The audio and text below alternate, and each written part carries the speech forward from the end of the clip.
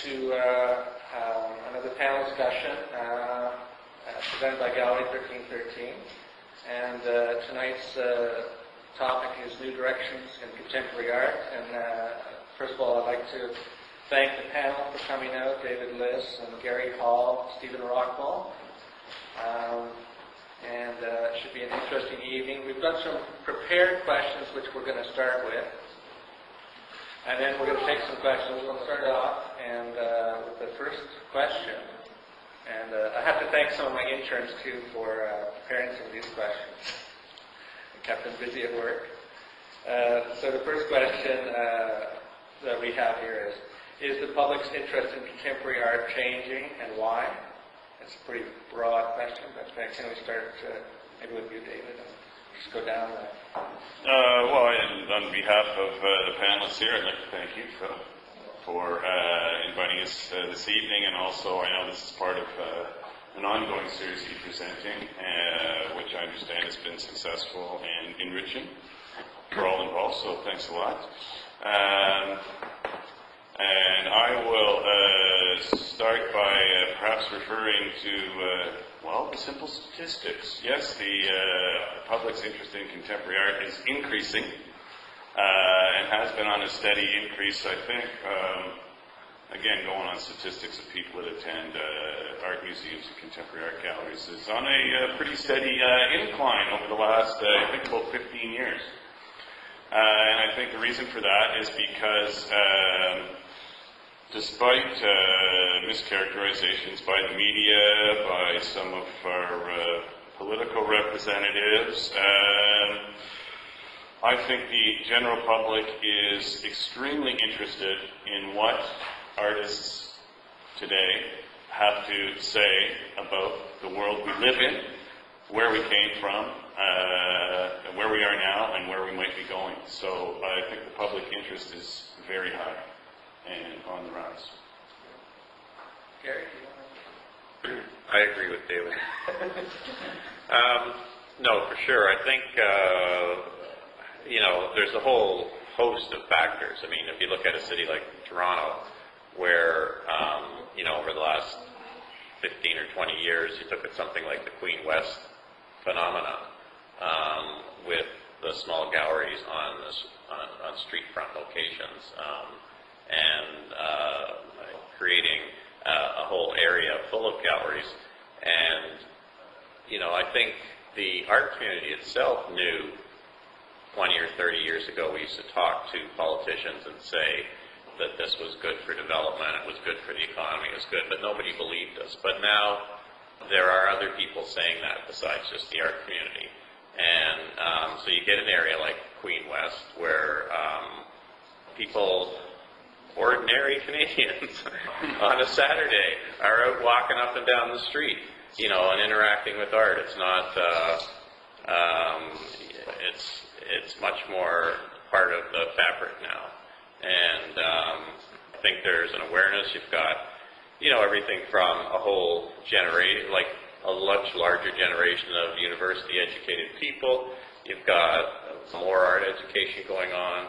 You've got everything from home decorating shows where you have to have, now we'll do the piece of art for the wall. I mean, as bad as that is, it's still the idea of art and artist is much more prevalent in our contemporary culture than it certainly has increased, and I think people have gotten a lot more interested. Would you say it was maybe a little bit more user-friendly? I know people used to be intimidated.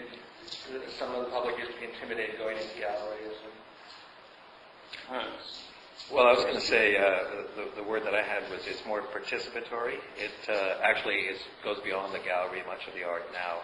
The nature of art has changed a bit, and it is, I think you used the word user-friendly, and it is that. But I think it is more engaging. There's more ways to involve yourself with it. And just the Louis Blanche is a good example of much of the art that is presented is really spectacle-oriented, spectacular. There's something to see. It goes beyond also the gallery, but beyond the canvas, beyond the object.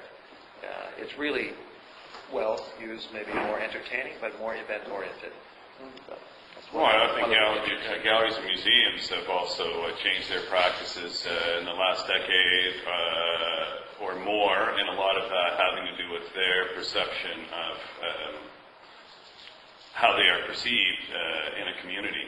Of course, some of our more purist colleagues are not necessarily down with this Not everyone's happy galleries with it. as entertainment or community centers, God forbid.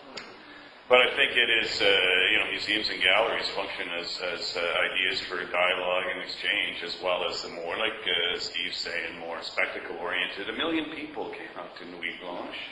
I think people, it's positioned as an all-night party. That certainly attracts a number of people, but it was also something that was probably the only thing that receives that widespread of promotion.